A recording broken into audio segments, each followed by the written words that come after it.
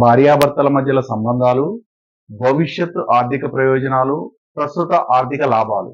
ఈ 3 అంశాల గురించి స్పెసిఫిక్ గా మాట్లాడుతున్నటువంటి దేవతా స్థానం వరుణ అనేటువంటి దేవతా స్థానం.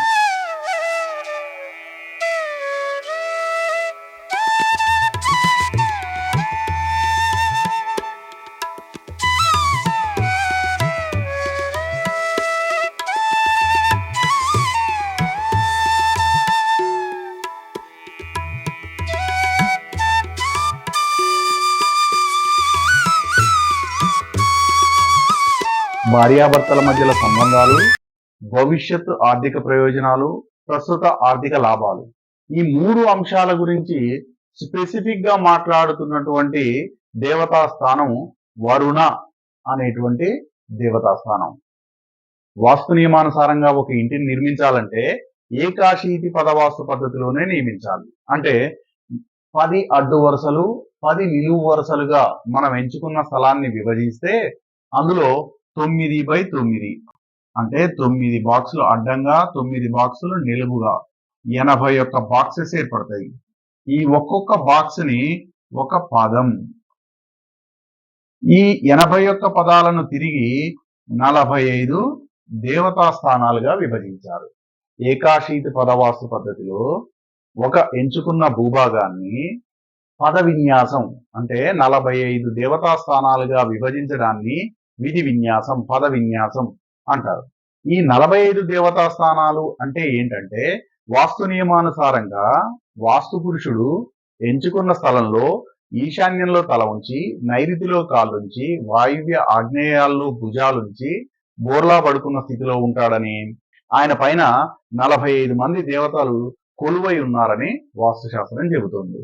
ఆ 45 మంది దేవతల స్థానాలనే దేవతా స్థానాలుగా వాస్తు చెబుతుంది. ఆయా దేవతల గుణధర్మాలు, అట్రిబ్యూట్స్ అంటాం. అట్రిబ్యూట్సే ఆ యొక్క స్థానం యొక్క క్వాలిటీస్ గా చెప్పబడింది. అంటే మనం దేవతా స్థానాలను చూద్దాం.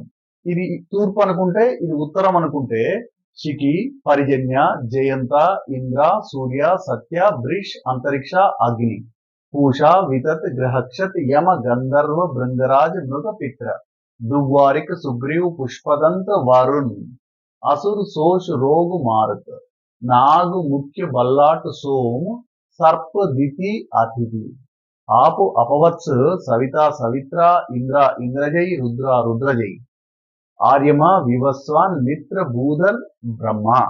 ఇవి మొత్తం 45 దేవతా స్థానాలు. ప్రతి దేవతా స్థానానికి గుణధర్మాలను, లక్షణాలను వివరించడం జరిగింది. ఆ స్థానంలో మనం చేయాల్సిన పనులేంటి, చేయకూడని పనులేంటి, ఆ స్థానం మనకు తీసుకొచ్చేటువంటి ప్రయోజనాలేంటి, ఆ స్థానం వాస్తు నియమానుసారంగా లేకపోతే జరగబోయే నష్టాలేంటి అని వాస్తుశాస్త్ర గ్రంథాలు చాలా క్లియర్ గా చెప్తున్నాయి. ప్రాచీన వాస్తుశాస్త్ర గ్రంథాలు, క్లాసికల్ వాస్తు టెక్స్ట్ సమరాంగన్ సూత్రధార్, మయమత్, విశ్వకర్మ ప్రకాష్, మనుషాలై చంద్రిక, అపరాజ్ పృచ్ఛ, ఇలాంటివన్నీ క్లాసికల్ టెక్స్ట్. ఇవన్నీ కూడా ఇదే విషయాన్ని చెబుతున్నాయి.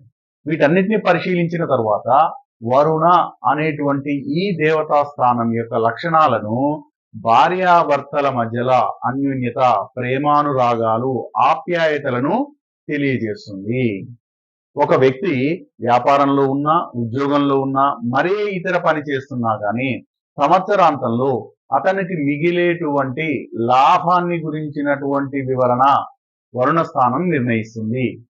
అదేవిధంగా ఒక వ్యక్తి స్థాపించినటువంటి వ్యాపారం లేదా సంస్థ భవిష్యత్తు తరాలకు ఉపయోగపడుతుందా లేదా, ఆయన చేసేటువంటి వ్యాపారం కావచ్చు, మరే కార్యకలాపాలు కావచ్చు, ఇంకొంతకాలం, ఇంకొన్ని తరాల పాటు అది ఉంటుందా, కొనసాగుతుందా అనేది కూడా ఒక ఇంటిలోని వరుణ స్థానం నిర్ణయిస్తుంది అని చెప్పి వాస్తుశాస్త్ర గ్రంథాలు చెబుతున్నాయి. అసలు ఇప్పుడు ఈ వరుణ స్థానం అంటే నిఘంటు అర్థంలో మనకేం చెప్పారంటే, లోకపాలకుడు, జలానికి అధిపతి, లోకాన్ని పరిపాలించేవాడు, నీటికి అధిపతి అని చెప్పి వరుణ స్థానాన్ని చెప్తుంది నిఘంటు అర్థం ప్రకారం. అంటే సూర్యుడికి ఉన్నటువంటి 7 రంగుల్లో అత్యంత ముఖ్యమైనది విబ్జిఆర్ అంటాం కదా. ఒక కాంతి విభజించబడితే సూర్యుడి నుంచి వచ్చే కాంతిలో 7 రంగులు ఉంటాయని, అందులో అత్యంత ముఖ్యమైనది వరుణ స్థానం యొక్క రంగుగా చెప్పబడింది.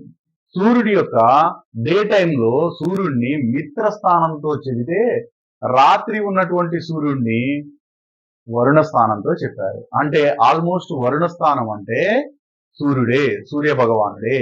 సో వరుణ స్థానం భార్యాభర్తల మధ్య అనుబంధం, ప్రేమ, ఆప్యాయతలను తెలియజేస్తుంది. ఈ స్థానం వాస్తు నియమానుసారంగా ఉంటే అంటే ఆ ప్రాంతంలో ఒక టాయిలెట్ లేకపోవడం, ఒక డ్రైన్ లైన్ లేకపోవడం, ఒక గుంట లేకపోవడం, లేదా అక్కడ ఫ్లోర్ పగిలిపోకుండా ఉండడం, అక్కడ కలర్ చాలా బాగుండడం, అంటే యాంటీ కలర్ లేకుండా ఉండడం, లేకపోతే భూమిలో శల్యం లేకుండా ఉండడం, ఇవన్నీ కూడా వాస్తు దృష్ట్యా మంచి విషయాలు. ఇప్పుడు నువ్వు వరుణ స్థానంలో ఒక టాయిలెట్ ని ఏర్పాటు చేసావనుకో, ఆ ఇంట్లో రావాల్సినటువంటి లక్షణాలు రావు.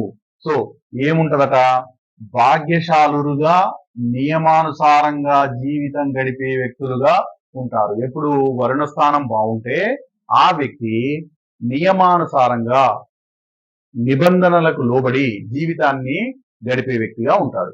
నెక్స్ట్, పని చేసేటువంటి సమర్థత. ఒక పని చేయాలనేటువంటి ఉత్సాహం కానీ, ఆ పని చేయడంలో ఎఫిషియన్సీ కానీ వరుణ స్థానం కరెక్ట్ గా ఉంటేనే జరుగుతుంది.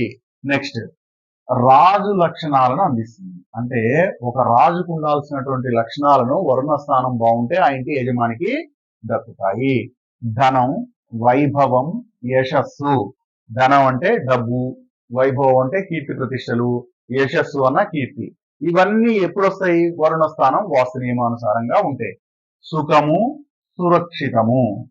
అంటే వరుణ స్థానం బాగుంటే ఆ ఇంట్లో ఉన్న వాళ్లకు చాలా సుఖవంతమైన జీవితం దొరుకుతుంది, జీవితం కూడా సురక్షితంగా సాగుతుంది. ఇంకా లక్షణాలు ఏం చెప్పారు? సత్యంతో ఉండేవాళ్ళుగా, ధర్మంతో నడుచుకునే వాళ్ళుగా, ప్రశాంతమైన జీవితాన్ని గడిపే వ్యక్తులుగా ఆ ఇంట్లో ఉన్న వాళ్ళు ఉంటారు.